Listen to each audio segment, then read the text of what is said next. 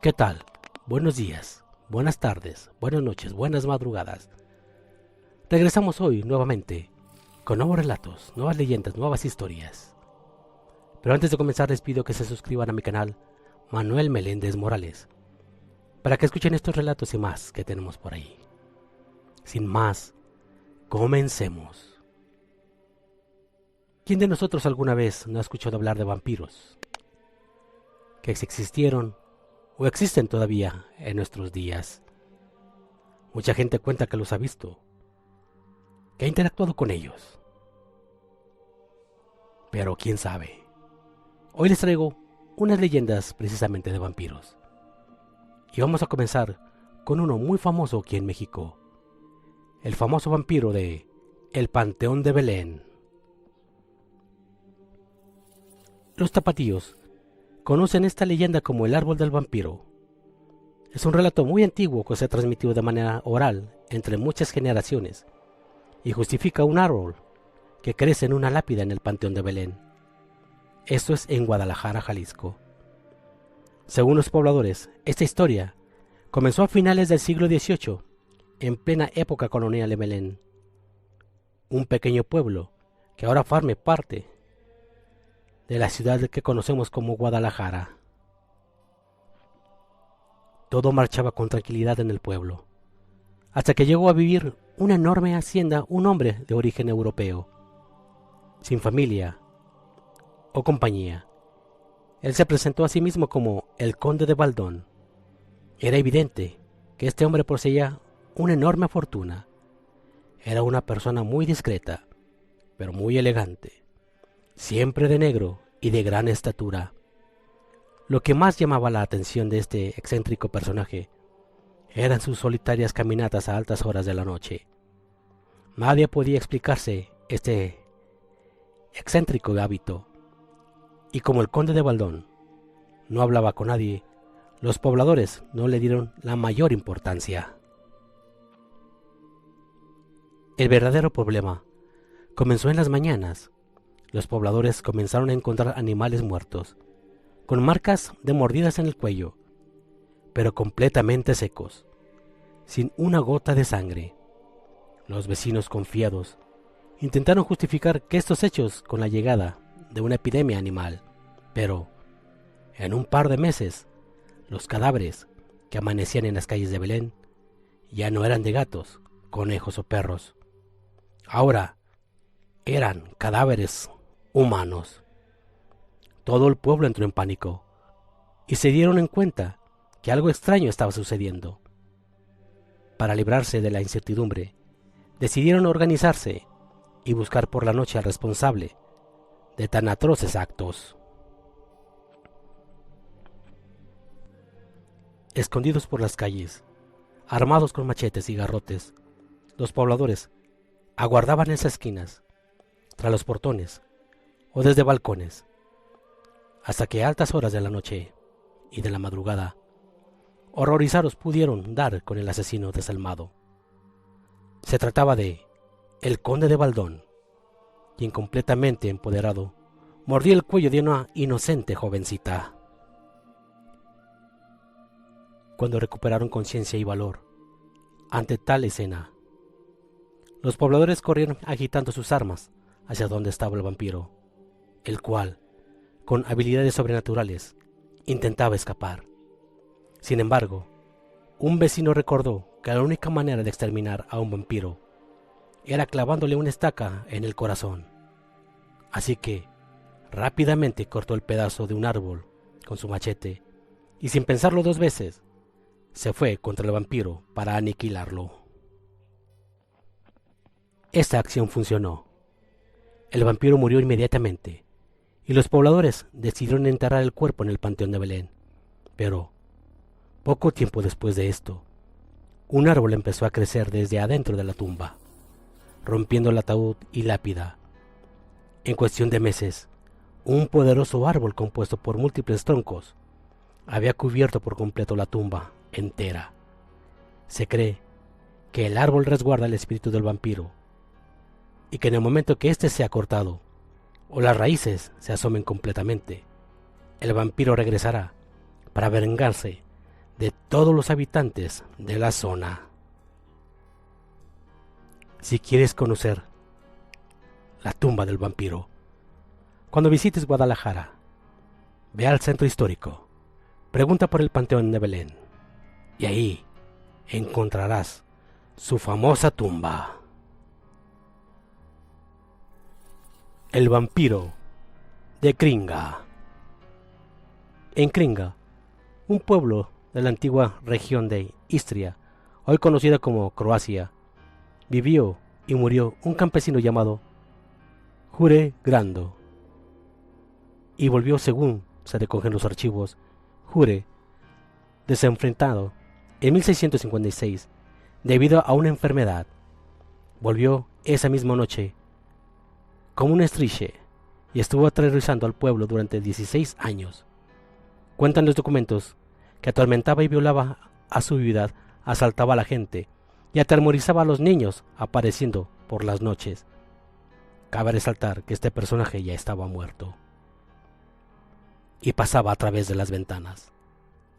Varios lugareños se reunieron por fin tras tiempo y trataron de dar a caza al vampiro de Jure, lo que consiguieron no con una estaca, como dictamina el folclore, sino cortándole la cabeza y realizando un exorcismo. El caso de Jure Grando es importante dentro del mundo de los vampiros, por ser probablemente el primero documentado oficialmente de la historia. Que existió, lo sabemos. Que algo ocurrió en Kringa, también, pero ¿qué pasó realmente? No siempre podemos apartar la oscuridad de los hechos pasados tiempo atrás. El sacerdote perro. Los escoceses son amantes de los fantasmas y otras criaturas fantásticas, y no es de extrañar que posean varios vampiros en su folclore, llenos de castillos y abadías, omniosas, regadas por la lluvia. De hecho, fue el castillo de Slains, en Cruden Bay, el que inspiró a Bram Stoker para escribir Drácula. Pero ahora vayamos a Merlos. Entre las paredes de su derruida abadía, allá por 1138, cuentan los textos de Guillermo de Namburg, que vivió un capellán nada ortodoxo. Este sacerdote gustaba de cazar a caballo con su jauría de perros. Por sus excesos y su ineptitud como cura, fue llamado el cura perro o el cazador. Dicen que cuando murió, no tenía otra cosa que hacer que volver como vampiro a atormentar a los ciudadanos merloneses. También cuentan que los abades le dieron caza y lo expulsaron de este mundo mediante un hachazo en la cabeza y una pira funeraria. Petar Blagojevich, el 9 veces asesino. Volvamos a Europa, al este para ser precisos. El caso de Petar Blagojevich es uno de los mejores documentados del siglo XVIII sobre la histeria vampírica. El bueno de Petar vivió cerca de Kislova, en Serbia, en tiempos complejos de guerra y conflicto, y como de costumbre en estos casos, murió para volver un día después de asesinar gente. Según contaron con sus conciudadanos, Petar Blagojevich asesinó a 9 personas a lo largo de la semana siguiente de su muerte. Todos los finados eran encontrados en sus camas, con restos de sangre, y la garganta abierta, o aplastada en algunos casos. La cuestión es que la histeria se apoderó del pueblo, que amenazó a la autoridad local para que tomara cartas en el asunto, pasando por encima de la autoridad municipal. El cuerpo de Petar Blagojevich fue exhumado, saltándose la ley, y fue encontrado incorrupto y con señales de vampirismo. Según relatan los documentos, el cuerpo fue empalado y quemado, y las autoridades superiores, debido a la gravedad del asunto, no tomaron represalias. El partisano de Medveja. Harold Paule fue un militar en tiempos revueltos. Una noche, cuentan los informes, fue atacado por un vampiro pero se salvó de convertirse en uno, comiendo tierra de la tumba del monstruo. Mas, sin embargo, cuando murió, tiempo después, volvió como vampiro. Eso decían los lugareños. Al menos, el caso de Paule es especial porque fue el determinante que desencadenó la epidemia del vampirismo de la Europa del Este del siglo XVIII. Según las fuentes, el ataque de Paule, o varios animales y personas, habría causado a continuación de esta enfermedad, que afectó como mínimo a 16 personas más, puesto que el miedo a los vampiros venía creciendo desde décadas atrás. Esto levantó la alarma entre las autoridades, que comenzaron a investigar y a exhumar y a realizar informes sobre los supuestos vampiros, cosa que solo ayudó a extender el rumor sobre la existencia de estos seres del Averno. El vampiro apestoso de Pench. En 1582, Johannes Kuntis, un respetado comerciante, se cayó de su semental. A pesar de que los médicos hicieron todo lo posible por curarlo, Kuntius se veía a sí mismo ardiendo en el infierno. Finalmente falleció, y en el momento del ictus, un gato negro apareció por la ventana y se posó en la cama. 2 días después, según recogen las crónicas, su aspecto, o su espectro, comenzó a aparecerse por toda la villa de Silesia, y si su visita era notada por todos debido a su horrible olor, mucho más maligno y desagradable de lo que las palabras pueden contar. Relatan, a diferencia de otros vampiros, Kuntius no se dedicó a beber sangre ni a matar gente, sino a molestar a las personas. En cierto sentido, Kuntius se identificaría actualmente más como un zombi que con un chupasangres. Pero por entonces no existían los zombies. Tras aguantar sus felonías unos meses, el pueblo decidió exhumar el cadáver de Kuntius y arrojarlo a la hoguera, y se acabó el vampiro. Vampiros en el México prehispánico. El culto a Camazotz. Camazotz fue un dios adoptado por distintas culturas mesoamericanas, entre ellas la maya, la zapoteca y la mixteca. En el Popol Vuh, Camazotz fue un ángel que bajó hasta decapitar a los primeros hombres hechos de madera por Quetzalcóatl.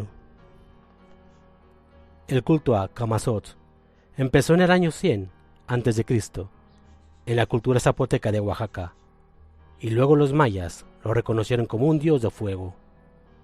Al dios murciélago se le asoció siempre con la noche, la muerte y la enfermedad, pero también con la vida, pues adjudicaba el poder de curar todo mal. Se cree que su presencia entre las diferentes culturas se debe, en parte, a la existencia de murciélagos gigantes, Desmodus draculae, que se cree que existieron en las antiguas civilizaciones. El reconocimiento del murciélago como un animal con poderes sobrenaturales no se limitó al dios Camazotz, pues otras leyendas relacionadas con esta criatura se alzaron entre las culturas del México antiguo. Espero les hayan gustado estas pequeñas historias de vampiros. Vuelvo a la misma pregunta. ¿Existieron?